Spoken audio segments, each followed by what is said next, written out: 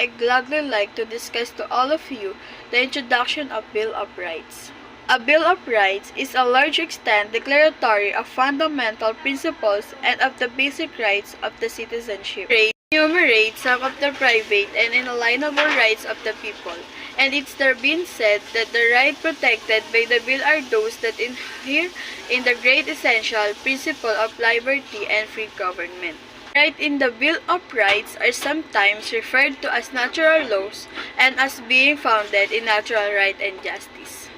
Any government action in the violation of the rights declared in the Bill of Rights is void under the provisions of the Bill of Rights are self-executing to this extent. However, this legislature may enact law to protect and enforce the provisions of the Bill of Rights.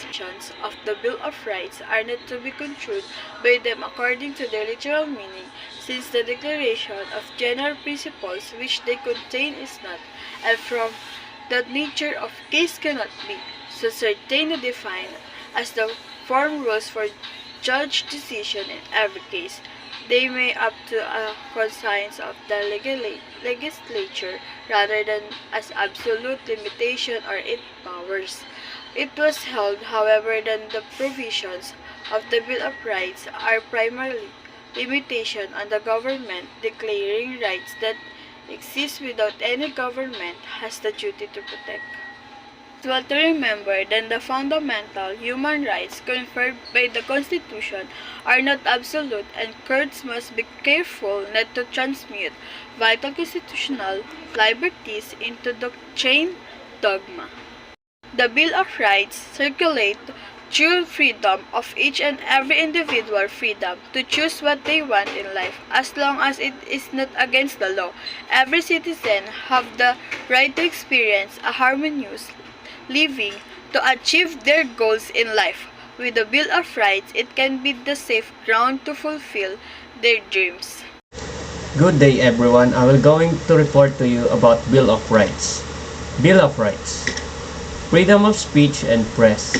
Number 1. Purpose of the freedom of speech and press. Letter A.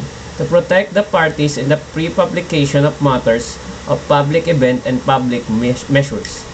Letter B. To enable every citizen at any time to bring the government and all persons in authority to the bar of public opinion by any just criticism upon their conduct in the exercise of their authority conferred upon them by the people, and to guard against repressive measures by several departments of the government. Number 2. Scope of the freedom of speech and press. Letter A. Freedom from previous restraint of censorship. Letter B. Freedom to circulate opinions which may be done in picketing. Letter C. Freedom from liability as in the case of privileged communication like. Number 1. Utterance of the Chief Executive and members of the legislature in session or committee hearings. Number 2. Utterance of judges or judicial officers in the exercise of their lawful function. Number 3. Statement of parties to a case and their counsel, and number 4. Relevant testimony in court witnesses. Number 3. Limitations on freedom of speech and press. Letter A. The legislature may pass laws against obscenity, libel, or slander. Letter B. The government is protected against seditious attacks. Letter C. The criticism against public officials must be directed against acts of public nature or those connected with their duties and must not unduly besmirch their reputations. Letter D. The freedom is subject to regulation under the police power of the state as when it is designed to ensure a free and orderly election. Letter E. The freedom may be restricted in pursuit of war activities. Good day, my name is Jamela M. Agustin, and my topic is about kinds of rights. Kinds of rights. The rights of a natural person may be classified as a natural or inherent and statutory rights. So also one's right may be civil or political. Inherent or natural rights. The right to live, love, and marry. The right to have children and the right to own a property. Constitutional rights. The rights against unreasonable searches and seizures. The right against ex post law or Bill of Attainder and the rights of the accused set forth in the Bill of Rights. Statutory rights. The rights to preliminary investigation. The right to appeal from a judgment and the right of succession under the Civil Code. Civil rights. The rights set forth in the Bill of Rights, like the right of assemble, the right to freedom of the press and speech, the right to information on matters of public concern, and the right to due process. Political rights. The right of suffrage and the right to be elected to the public office. That is all. Thank you. Good day, everyone. I'm Joshua Deseng, and I'm going to tackle freedom of assembly. Freedom of assembly, Section 8. Freedom of assembly and its definition. 1. Everyone has the right to freedom of peaceful assembly and to freedom of association with others, including the right to form and to join trade unions for the protection of his interests. 2. The freedom of assembly is considered an attribute of citizenship and is a right cognate to those of free speech and free press and is equally fundamental. Freedom of assembly. Facts. The Constitution does not confer the right of assembly, but guarantee its free exercise. Indeed, the right of the people peaceably to assemble for lawful purposes existed long before the Constitution, being one of the attributes of citizenship under free government and is found whenever civilization exists. The very idea of a government, republican in form, implies a right on the part of its citizens to meet peaceably for consultation with respect to public affairs, and to petition for redress grievance. The guarantee must be given the most liberal and comprehensive construction, although it must be enjoyed in a peaceable and law-abiding manner.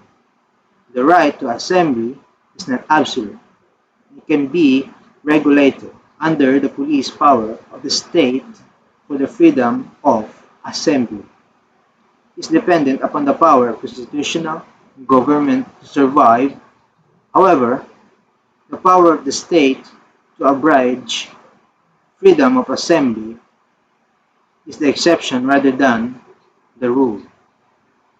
It must find justification in a reasonable apprehension of danger to organized government. The limitation upon individual liberty must have appropriate relation to the safety of the state. Thank you. Hi everyone, my name is Nstp and my topic is Rights of the Accused. The right to preliminary investigation. The judicial priority is being practiced after a complaint has been filed against an accused to determine the presence of sufficient grounds to believe that crime imputable against the accused has been committed. The right to counsel. If are arrested in flagrant delicto or the authorities as an accused is entitled to a counsel at the moment of arrest or surrender. She or he may not be asked questions in connection with the offense without the presence and assistance of a counsel. If the accused is for it quashed or to ask that an indictment be set aside. If the accused is unable to post the required bail and auditing. He or she is entitled to be visited by her or his counsel or any member of the bar upon the request of any person made in her or his behalf.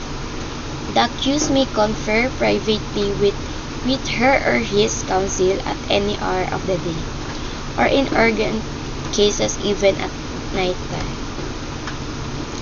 The right to bail. This can be availed of by the accused upon arrest. An amount that is set by the law is required of the accused so that she or he can be out of jail while her or his case is still being heard.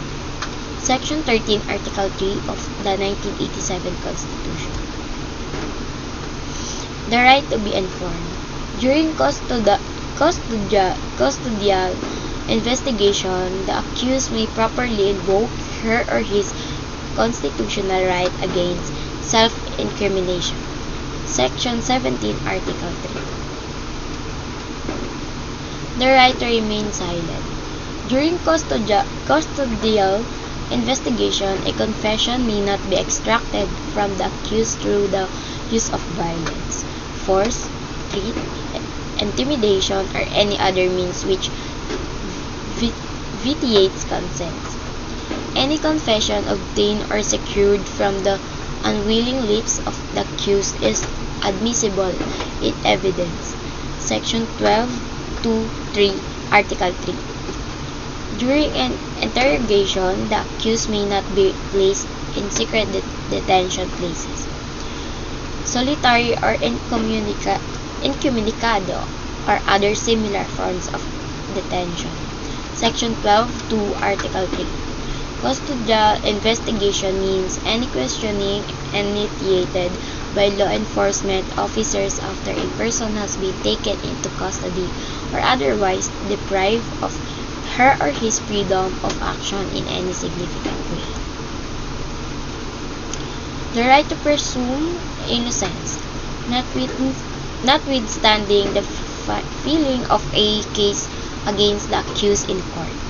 The Constitution presumes a person to be innocent until the contrary has been proven. Pronouncement beyond reasonable doubt.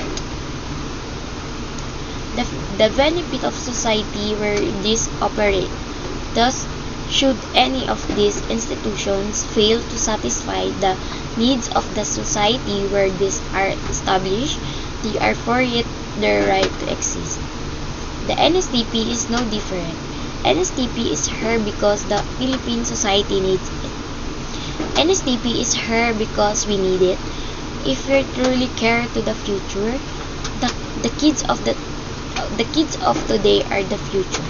We the young people of today are their hope. Now, let's us look at the Philippine society today. Our societies tell me, do you like what you see? Do you like news you hear in the modern information technology and media every day? Are you happy with what you read in newspaper? Are you satisfied with what our government is doing? The Philippines society today is beset by so many problems, which seem to be insurmountable because of its magnitude. There are graft and corruption in the government, poverty, greed, and malnutrition, unemployment and underemployment, widespread criminality and injustice, drug abuse and drug trafficking, pornography and prostitution, immorality in all its forms, lack of discipline, child abuse and child labor, destruction of the ecological balance, juvenile delinquency, human rights violation, colonial mentality, ill in the Philippine politics, squatter problems, growing insurgency problems. The role of CWTS in social advancement. Why do attending CWTS? Why be involved in CWTS? Why be in this program at all? There are the variety of reasons why you are here. Some are here because they were told to be here. Others are here because they would like to know, perhaps discover what this thing called CWTS is all about. while a few are here because of conviction that CWTS will enable them, in ways they cannot as yet understand, achieve self-fulfillment. I would like to think, however, that you are here today because you care for the future of the ones you love. Your parents, your nephew and nieces, your little brother and sisters, and yes, your loved ones. You are here because you would like to secure and ensure a fulfilled life and career in the Philippines. I would like to believe you are here because you love your country, the Republic of the Philippines. How is that? You may ask, what is the relation between your being here and your concern your loved ones? What is the connection between CWTS and the security and contentment in your life and career? What was patriotism to do with attendance in this WTS program? The social situation in the Philippines today. Every institution, be it private or public, commercial or non-commercial, government or non-government, or social institutions, this exists and continue to exist for. The right to know the nature of accusation. After the case has been filed in court, the accused is entitled to know the nature and the cause of the accusation against her or him. This is known as the arraignment, where the accused is furnished a copy of the complaint or information with the list of witnesses indicated therein and reading in an open court accusation against a person in language or dialect known to the accused. At this stage, the accused may plead guilty or not guilty. Rule 116, Section 14 to Section 9, Article 3. The right to speedy and impartial public trial. The accused during the trial of the case is entitled to a speedy, impartial and public trial, to meet the witness face to face and to have a compulsory process to secure the attendance of witness and the production of evidence in her or his behalf. Section 14, Article 3. The right to appeal. If after a trial the accused is convicted and the presumption of evidence is overcome, he or she is entitled to appeal her or his cases in the appropriate court. Rule 122, Section 2 and Section 3 Rules of Court. The right against inhuman punishment. The accused, after her or his convictions, is entitled to a right the imposition of excessive, cruel, degrading, and inhuman punishment. Rule 116, Section 14, Section 4, Article 3. The right to protection against double jeopardy. If after a trial and the accused is either convicted or acquitted, or the case against her or him is dismissed without her or his consent, she or he enjoys the protection of the double jeopardy clause of the Constitution. Rule 116, Section 14, Section 6, Rules of Court, Article 3. As a rule, a person must be arrested with a warrant arrest. Likewise, any search of seizure made must also by virtue of a warrant. That's all for today. Thank you. Hello everyone, my name is Mary Joy R. Vargas, and for today, we will discuss about the rights of a child. Under the rights of a child, we must know 4 important lessons of it. First is the definition of a child. A child is recognized as a person under age 18 unless national law recognizes the age of majority earlier. Second is the non-discrimination. All rights apply to all children without exception. It is the state's obligation to protect children from any form of discrimination and to take positive action to promote their rights. Third is the implementation of rights. The states must do all it can to implement the rights contained in the convention. Fourth is the parental guidance and the child's evolving capacities. The states must respect the rights and the responsibilities of the parents and the extended family to provide guidance for the child which appropriate for his or her evolving capacities. Next is the provisions under the rights of the child. Under the rights of the child, we have 17 categories. First is the right to survival and development. Every child has to inherit the right to life, and the state has an obligation to ensure the child's survival and development. Number 2, the right to name and nationality. The child has the right to name of birth. The child also has the right to acquire a nationality and, as far as possible, to know his or her parents and be cared for by them. Number 3, the right to preservation of identity.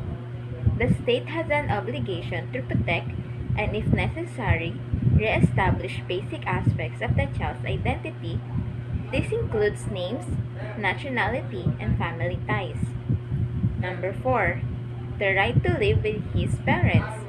The child has a right to live with his or her parents unless this is deemed to be incompatible with the child's best interests. The child also has the right to maintain contact with both parents if separated from one both. Number 5, the right to family reunification. Children and their parents have the right to leave any country and to enter another for purposes of reunion of the maintenance of the child-parent relationship. Number 6, the right to the child's opinion.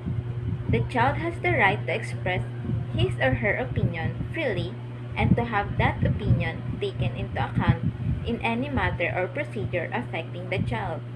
Number 7, the right to freedom of expression. The child has the right to express his or her views, obtain information, make ideas or information known regardless of frontiers.